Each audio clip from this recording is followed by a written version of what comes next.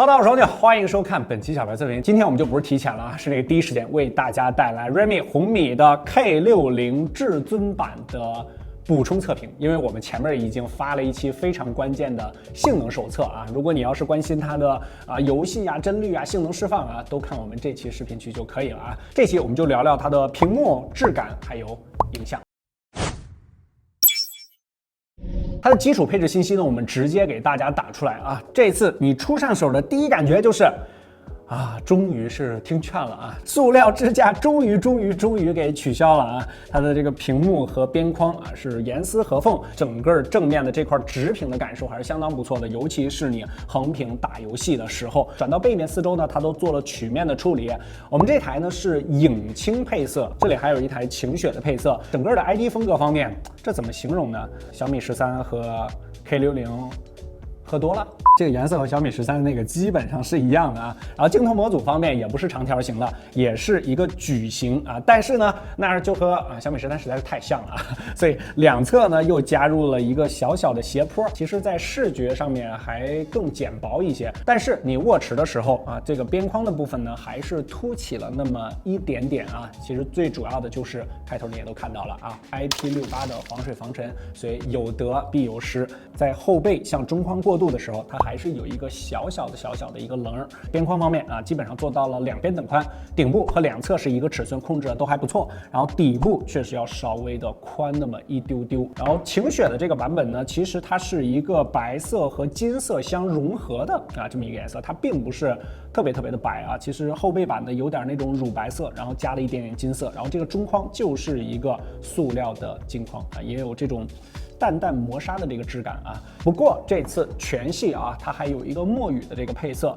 都是光面玻璃的背板啊，没有 AG 的版本啊，提醒你注意。整体上手的质感照之前的这个 K60系列改变还是比较大的，线下有米家，大家可以实际去看一下。但是后背呢，确实还有那么一个小棱。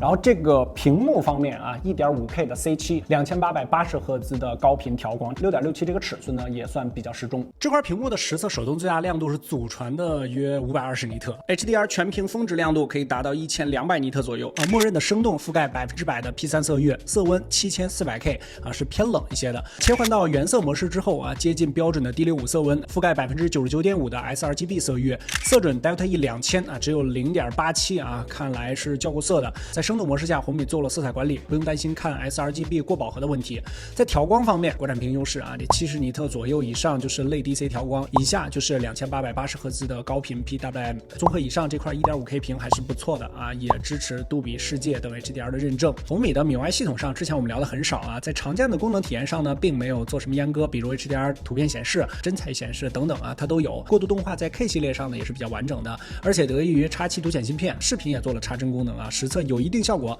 但是插帧带来的拖影问题也不可忽略啊，提醒你注意。在体验的过程中呢，也有一些细节，就比如它是默认开启的自动填充密码的功能，打游戏经常遇到切换账号的时候，那个自动填充密码的框挡住输入法，还不知道怎么移开，就只能退出输入，再点击输入框才会消失啊。要注意自定义高刷呢是没有的，12 Turbo 上面都有的功能，在 K 系列上却没有啊，这等级森严了，属于是。我小米12S Ultra 也没有应用自定义高刷呀。144赫兹的屏幕，我们实测了一下，常见的应用几乎都是120，游戏插帧时呢会开启144。采样率方面，这次红米最高是480赫兹，日常240赫兹啊，这个日常触控确实比较跟手啊，但也会更加耗电一些啊，就连大哥13系列都是最高240啊，这个日常120啊，在采样率上红米这台还是好评的啊。上期游戏这期续航充电我们补上啊，这个5000毫安时的大电池，小白测评数据库3小时轻度续航测试胜于62%，数据库排名中上；5小时重度续航测试胜于10%啊，排名也在中上。极限续航测试直到关机啊 ，K60至尊版坚持了5小时36分钟啊。前面咱们也说了，有几个比较耗电的点，数据库排名就到中等了。充电方面，120瓦快充，5分钟充入37%，前台100%用时21分钟，完全充满用时24分钟，全程峰值突破100瓦，维持了4分钟左右啊，还是比较激进的。在上期游戏性能的环节呢，有小伙伴说这个小白你们的帧率怎么这么稳啊？这个因为我们的数据库模型呢是更加偏向于大众日常使用的，极限场景呢相对照顾的没有那么多，它要覆盖更多大众的场景吧啊，这个之前我们也解释过。天玑9200的表现呢确实还不错，但是这期感觉缺点游戏好像也不合适啊，我们就干脆来点猛的，这模拟夏天使用的场景啊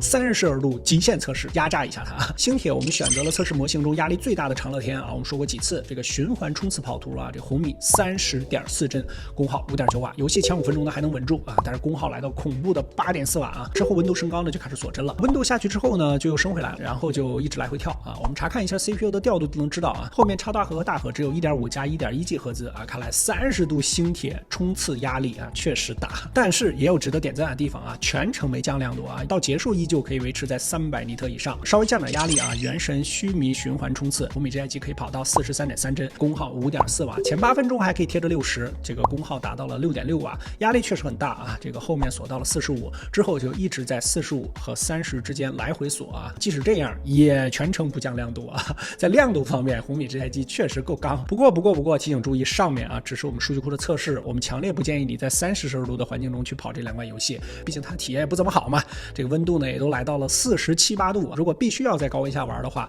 啊，搞一个散热背夹，在25摄氏度数据库的标准环境温下，这红米天玑972 Plus 调教的还是不错的啊，上期视频你可以去翻看。影像是一个3摄啊，这个主镜加上一个超广，然后还有一个战术凑数镜头啊，主镜呢是大家非常熟悉的 MX800，然后也带 OS 的光学防抖和小米13上那是一个同款。这次终于啊，出去拍照的时候没有下雨啊，在光线充足的场景下 ，Q60 至尊版的画质表现还不错啊，毕竟 MX800 画面调教的整体饱和度是偏高的啊，一眼看过去还是比较讨喜的啊，但是呢，也可能有些小伙伴会觉得塑料感比较重啊，比如拍摄这种黄绿色植被的时候，这红米就直接拍成了亮绿色啊，但总体观感上面啊，比上一代 K50 至尊版那肯定是要强一些的。在比较复杂的场景，比如说这组逆光，红米的曝光偏高啊，但这里天空的处理总觉得缺少了一些立体感啊，有点漫画的感觉。夜景在大部分的时候都能获得还不错的观感，但是偶尔呢也会出现高光压不住以及暗部细节丢失的情况啊，就比如这种。总的来说，相比上一代啊，那肯定还是有进步的。这个成片相对更加稳定了一些，调色也比较讨喜，分享微博朋友圈那肯定没啥问题。但是当前版本我觉得在画面质感上还是差点意思啊，但考虑到价格，感觉也不能要太多自行车啊。我们在前期采访的时候，卢总特别跟我说，这次小米影像大脑全面落地，这意思就是前面没有全面落地。哦，对了啊，看过我们之前采访的那个小伙伴可以扣波1啊，我看看有多少啊？你们觉得卢总回答的有没有很直接，表现怎么样？他强任他强，清风拂山岗。他横任他横，明月照大江。这台机的名字叫 K60 至尊版啊，要放在其他产品里边，大家可能觉得那就是顶顶的旗舰了啊，但其实不是，它是有自己倾向的，所以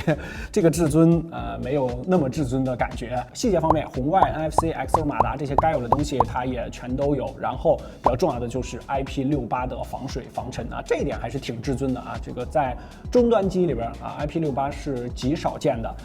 大家比较关心的指纹识别的位置啊。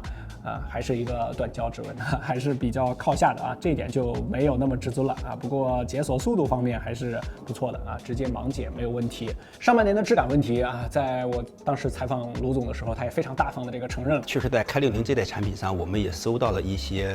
用户对我们的批评。的确，我们的这一代做的不是太好。而且关于这个天玑版米系手机这个更新问题，卢总也承诺了重要版本啊首批更新，看看会不会真这样啊？满分10分的话，这台 K60 至尊版啊，你给几分？欢迎大家评论弹幕一下。K60 至尊版的内容呢，由于它性能是提前发的，所以说啊，这2期视频啊，你要结合在一起看啊，对这台机器就有一个全面的认知了啊。这个当然啊，本期视频出现的所有实测数据，大家都可以去我们小白私人数据库小程序里面随时随地免费查看。本期我们连夜干片啊，不信你可以看我们频道里面啊，今天更新了几个视频，